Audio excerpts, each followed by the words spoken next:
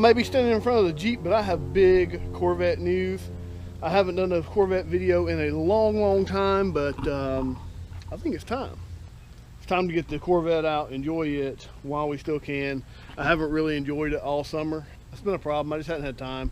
We got too many projects going on, and getting this Jeep set up with the 8.8 and the 488s and everything done on it, the long arms, has taken a toll.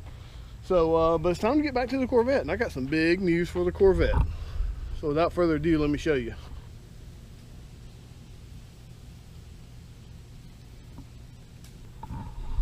No, I didn't get a Z06. I wish. I would love to have a high performance Corvette, but right now I'm worried about getting the C4 where it needs to be. But I did get some seats. So here's a C5 Z06 seat. I've got a driver. This is the passenger seat. I got a driver's seat to match, and these will be going in the C4. You hear a lot of people on the internet say that the C4 seats are superior to the C5 seats in every way. I tend to disagree completely. You can see the C4 is more of a sports seat. It does have much more aggressive bolsters. If you were doing track days or something like that, it might be a better seat. It might be a better long distance seat. I don't know. What I do know is that I've said this before on the video, I'm a pretty big guy. I'm, not enormous. I'm not like some big football player, but I'm 6'4", 250. And my ass is a lot wider than that seat. They call these fat boy seats for a reason. I classify into that category, so that's where these are going to come in handy for me. Another thing is, you can't really tell it from right here, but these seats from seat surface to top are taller as well. When I put these in, they're going to almost touch the B pillar. I am going to now on Z06s, this is a C5 seat. On Z06s, especially C5 Z06s, the seat in the passenger side was a manual seat. For weight savings, and I can say it is dramatically different in weight than this seat. This seat is a good 10 pounds heavier at least. Of course, this seat's trash. It doesn't tilt forward anymore. You can see it's kind of off kilter. Obviously the controls don't work. The motors, the gears I believe are stripped, because you can wiggle it and it'll go forward and back, but if you just push forward and back, you can hear the gears spinning. So that seat's trash. This seat's in very good shape. It's manual, it works, and it's going to be taller and wider for someone my size. I do have obviously a driver's seat to go with it that is power, and I'll be switching that to a manual as well. I don't have the control units for the Z06 seats, so realistically having the power seats doesn't matter. You can see the seat sliders are different. They're slightly wider, and they are a lot different in front to back length. I do have a solution for that coming. Hopefully I'll have to fabricate just a little bit, not much. So let's talk about removal of these seats. The removal of these seats are very easy. All you've got to do is take the bottom cushion up, and you can get to the plugs. Once you unplug everything, there's just 4 bolts, and these are 13mm nuts that you just simply unscrew with a ratchet, and that's it. They just lift right out, and they are kind of heavy, and I've got a lot of cleaning to do. All right, so let's look at taking that seat out, and I'll try to show y'all what I'm talking about. First thing you got to do is take these plastic covers off. There's a little clip that you can get with a screwdriver that pops off like so. Once that clip comes out, that'll just come off. Same for the other side. This car's been sitting for a little bit, so I haven't cleaned it. I was going to go ahead and get all the interior out before I tried to clean it.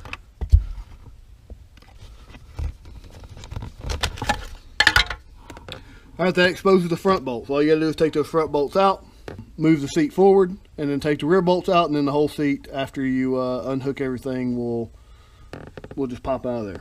You can get the seat bottom out by flipping a piece of metal down here, and sometimes this is difficult to do. Once you pull that out, then you gotta flip it down. There's 2 little tabs that it hooks onto. Make sure you clean all the spiders and spider webs out too. Your car's been sitting like mine has. Once it's below those tabs, the seat bottom should be free to pop up.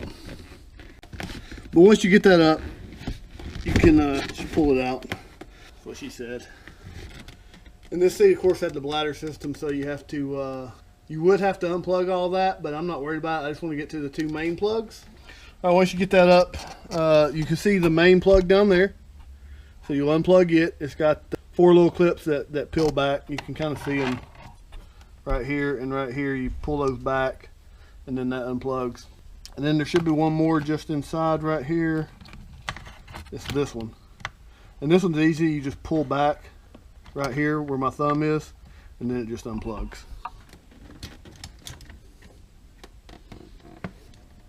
That one's gonna be a little stubborn. I'm gonna use a 13 millimeter deep well and a swivel socket. Probably can just get by with just an extension. There's one.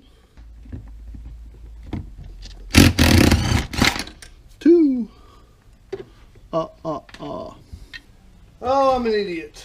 I'm dumb. Guys, I'm dumb. Don't ever unplug the seat before you take the bolts out. I don't know what the hell I was thinking. So let me plug the seat back up so that I can control it to move it forward. What a dummy. I'm not smart. And yes, I will leave this in the video. I could edit it and make me look smart. Who am I kidding? No amount of editing in the world will make that happen. Jeez, these seats are big hunks of shit.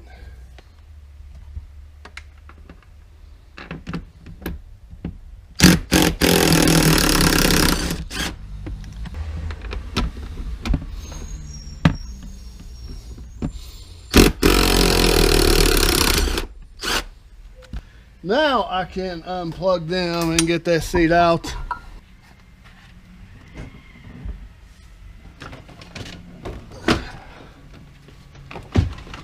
Heavy ass seat.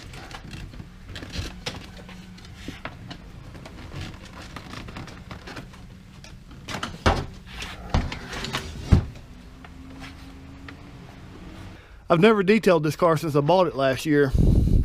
Hell, I've only driven it maybe twice. So there's quite a bit of cleaning that needs to occur. It's disgusting. So here's my driver's seat. It actually worked going forward and back. I don't think the bladders worked or anything like that. You can see it's got some serious damage though on it. And these seats are gonna be perfect. I wonder if I can go ahead and slide these seats into place so we can get an idea of what it'll look like. I think those are gonna look freaking awesome.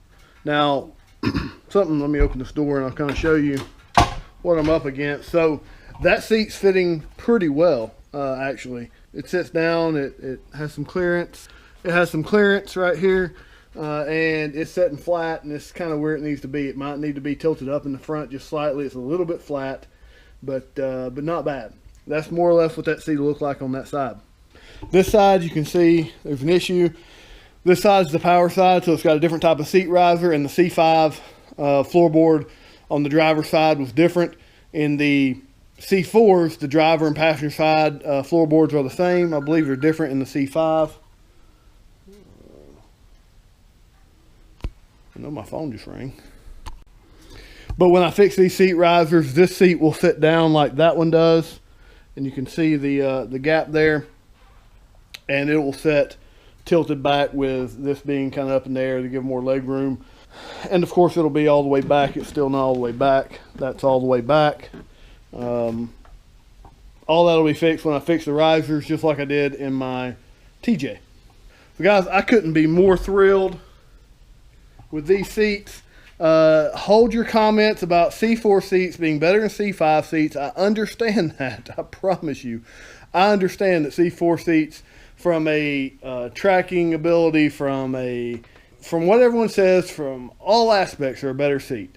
But not for someone who's tall and likes to eat. So, and that's me. I need the flat bottom.